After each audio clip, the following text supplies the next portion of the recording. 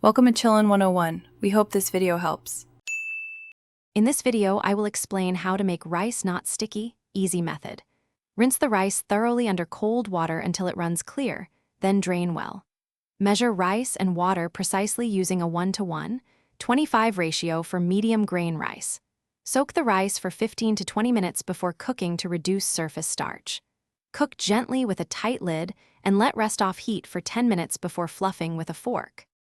Start by bringing the measured water to a gentle boil, then add the drained rice and immediately reduce to low heat. Keep the pot covered with a tight lid so steam cooks the rice evenly without over-agitating the grains.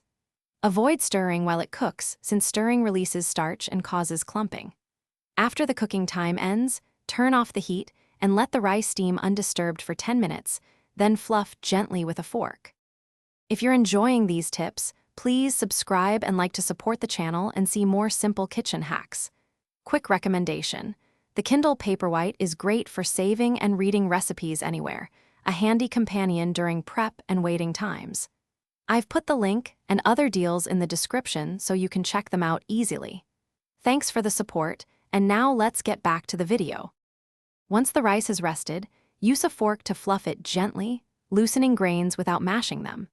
If the rice still seems slightly sticky or wet, spread it on a shallow tray for a few minutes to let excess steam escape and dry the surface. For leftovers, cool rice quickly and store in a shallow airtight container in the fridge to preserve texture and prevent clumping, reheating with a sprinkle of water if needed. Thanks for watching. Consider subscribing if we helped you.